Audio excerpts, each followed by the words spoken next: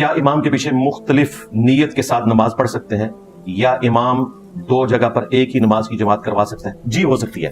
بخاری مسلم میں حدیث ہے، سیدنا معاذ ابن جبل کہتے ہیں کہ میں نبی علیہ السلام کے پیچھے عشاء کی نماز پڑھتا تھا اور پھر اپنی قوم میں جا کر عشاء کی امامت کروایا کرتا تھا.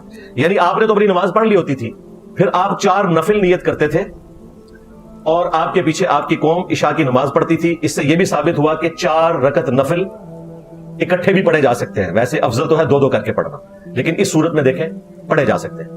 اس لیے آپ دیکھتے ہیں عرب ملکوں کے اندر جب کوئی شخص مسجد میں لیٹ آتا ہے اور جماعت ختم ہو چکی ہوتی ہے اور کوئی شخص نماز پڑھ رہا ہوتا ہے تو اس کے کندھے پر ہاتھ رکھ کے ساتھ شامل ہو جاتا ہے، پھر وہ جماعت شروع کر دیتا ہے.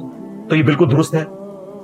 امام اور مقتدی کی نیت میں فرق ہو نماز کے اعتبار سے تو نماز درست ہے. آپ رمضان مبارک میں مسجد میں آئے، تراویح ہو رہی تھی، عشاء کی نماز آپ نے نہیں پڑھی، تو آپ تراویح والے امام کے پیچھے 4 رکعت عشاء کے فرض نیت کر لیں. جب وہ 2 پڑھ کے سلام پھیرے آپ 2 رکعتیں اور پوری کر لیں، آپ کو جماعت کا ثواب بھی مل جائے گا اور آپ کے عشاء کے 4 فرض ہو جائیں گے.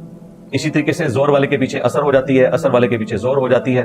مغرب کا ایک ایشو ہے، مغرب والے کے پیچھے عشاء تو ہو جائے گی، عشاء والے کے پیچھے مغرب نہیں ہوگی. یہ ایک کرٹیکل چیز ہے. باقی آپ نفل والے کے پیچھے فرض، ایک فرض والے کے پیچھے دوسرے فرض پڑھے جا سکتے ہیں. دوسری جماعت بھی قائم کی جا سکتی ہے، وہ بھی جامع ترمذی میں حدیث موجود ہے. نبی علیہ السلام مسجد میں بیٹھے تھے، ایک شخص لیٹ داخل ہوا. آپ صلی اللہ علیہ وآلہ وسلم نے فرمایا کون ہے جو اپنے بھائی کے لیے قربانی کرے؟ اس کی پوری صحیح سند صحیح ابن حبان اور ابن خزیمہ میں موجود ہے. پھر ایک صحابی کھڑے ہوئے، انہوں نے کہا میں اپنے بھائی کے لیے قربانی کروں گا، تو انہوں نے اس کے پیچھے نفل نیت کیے.